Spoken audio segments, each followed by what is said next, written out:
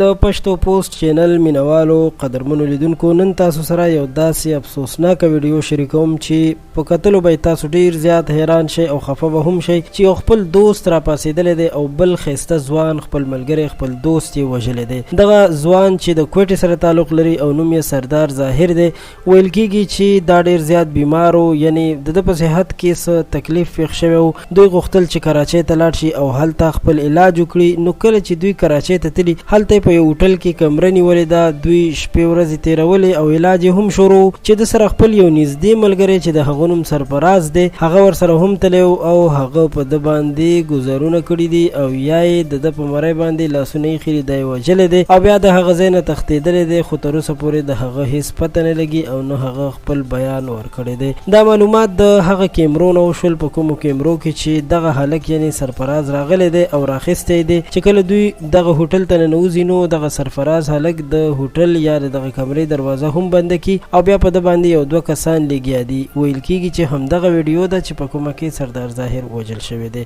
سردار ظاهر د کوټې سره تعلق لري او د کوټې ډېر نران پښتانه خلک دي. هسې خو د ټولې دنیا پښتانه که د هر ګوټ وي نو هغه ډېر زیات خواږه او ښه خلک وي، خو د کوټې ډېر ښه خلک دي. نو کله چې دغه سردار ظاهر وژل شوی دی په سوشل میډیا باندې او په عام ژوند کې ټول خلک خفه دي او د هغه لپاره د مغفرت دعاګانې غواړي. خو په آخره کې یو میسج چې ټولو پښتنو ته ورکوم هغه ده چې نن سبا دغسې یاران دي، یاران نه دي بلکې دشمنان دي. وګورئ څومره ښکلی ځوان یې په دومره بېدردۍ سره قتل کو چې د ده په سر یې پیسې اخیستې وي او یا بل څه وجه وه. له نورو تازه معلوماتو لپاره در سره پښتو پوسټ چینل سبسکرایب کړئ.